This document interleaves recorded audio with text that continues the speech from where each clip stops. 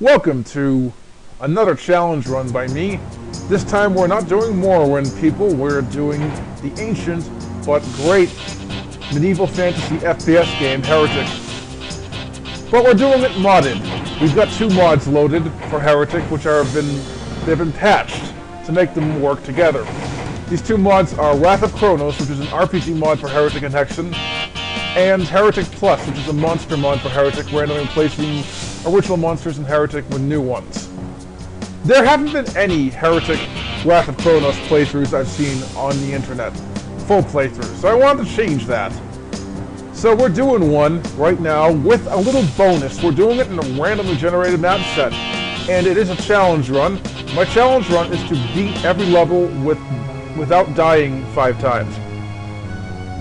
So if I die once, it's okay. If I die a second time, it's alright.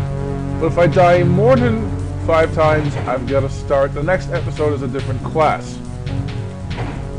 Which should make it a pretty big challenge, I would say. So what class are we going to start with? We're going to start with probably the best class to play this mod with, the Necromancer. And we're going to do episode 1 of the randomly generated map set, which was generated with Oblige 7.666, by the way, on Initiate difficulty because this is a hard mod.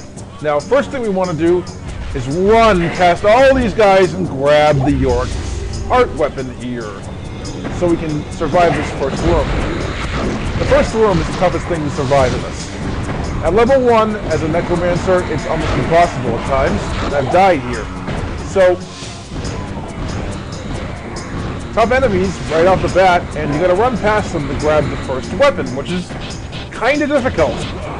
And more enemies are going to come through this area here. So we got to clear this area out too before we can select our default first skill in the Wrath of Cronos. I'll get into skills and experience and all the RPG features of Wrath of Cronos in a second.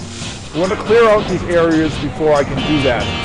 And then once all the enemies are dead in the first 2 areas, I'll explain how Wrath of Cronos works, because it's interesting. It's definitely a cool RPG take on Heretic and Hexen, and highly recommend it as the mod to play Heretic and Hexen with. Now we've leveled up, and once we've cleared out these 2 rooms, I'm going to explain how leveling works, how the skills work, and things like that. We're going to do one emergency thing here.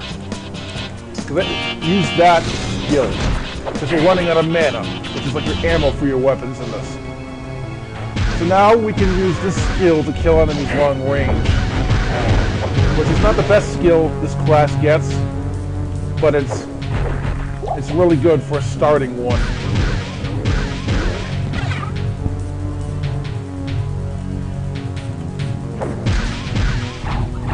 Now we ran out of mana, we're going to slice these guys to death.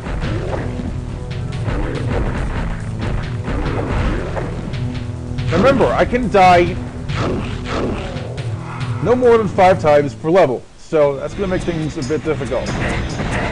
But I know I can do this. I've done it before.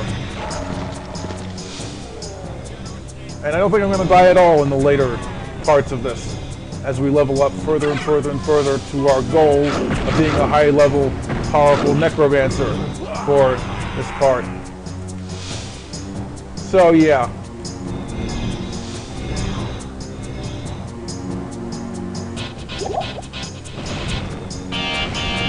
The clearing takes quite some time because the beginning of this level's got 3 huge rooms connected to each other filled with enemies. And I generated this with a modified version of Oblige 7.66 with a Heretic add-on to add better themes and more enemies, which I felt were needed drastically, so yeah. So we've already leveled up a couple times actually, but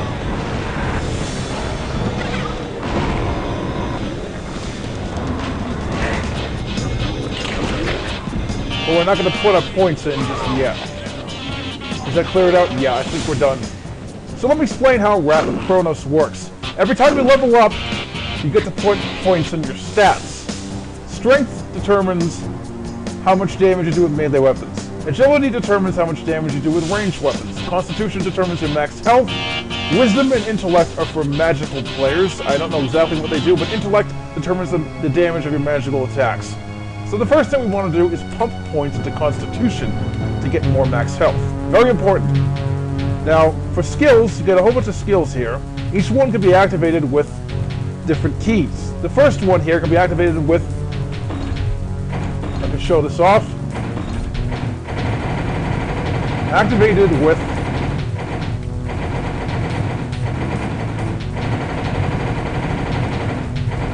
trying to find it. This is going to take a little while. Use skill 1. So use skill 1 always does this one. Use skill 2 always does this one, and so on. So the first one we've activated is Blight, which is a long-range attack. The second one we should get is Summon Shadow. Now a lot of people get Summon Shadow right off the bat, but I don't like doing that. I want to get long-range attacks first, because my Necromancer plays a lot differently than other people's Necromancers, which focus on summoning more than devastating attacks. Mine focuses on devastating attacks. Because we're playing a hard level set, I want to focus on that. Now we have to do this again, we have to level up again. So we're going to do more points in Constitution and make Blight stronger. So there you go, that's the first 2 levels done. So now we're at level 3, which means we're not as weak as we did when we started. As we were when we started anyway. Now this Uruk's Heart weapon is actually quite powerful. Every weapon in this has a secondary fire. I'm only using the primary fire now, but I haven't showed off the secondary fire yet. It's a lot more powerful. It's very useful, and that's usually what I use with this weapon. Only. So, especially against tougher enemies like this Golem. He's a Hexen 2 enemy put in HereticPlus+. He's tough. They can do a lot of damage, those guys, so I want to kill them quickly. So, I like to spam secondary fire. And it doesn't waste a lot of mana to do that, because it's very powerful, but yet very efficient on mana. So, now we got tons of new enemies in here, because monster pluses and such.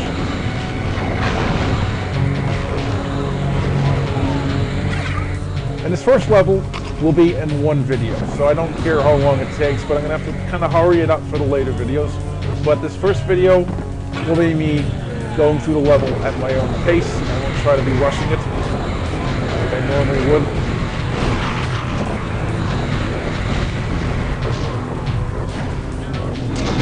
Here is where I like to use Blight, when I run out of mana and I have to kill the guys long range.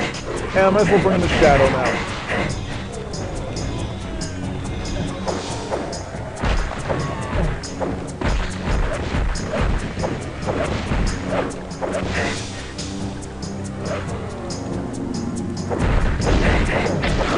Alright.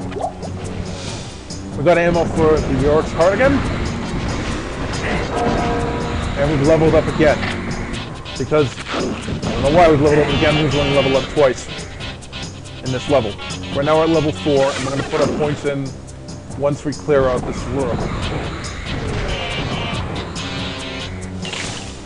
Maybe because I didn't put my points in right away, I got an extra level. I don't know, something like that. I don't know exactly how Cronos works, but I know mostly how it works. So, we have to clear out this room first before we level. Always a good idea to clear out the room before you do leveling, because you can be attacked while leveling. It doesn't pause the game. So, this time, we're going to go for Intellect, to do more damage with our magical attacks. And for skills, we're going to make our Shadow level 2. So now our Shadow's at level 2. The more we level up the Shadow, the more powerful it will get. And later on, we will get better summons as well. That took 7 minutes. So yeah, that's the end of part 1, people. That was an intro video, and I didn't try to rush it. Like I said, I just did it at my own pace, just to show off what Wrath of Cronos is like. So we're going to do part 2 next, and that will do 2 to 3 levels.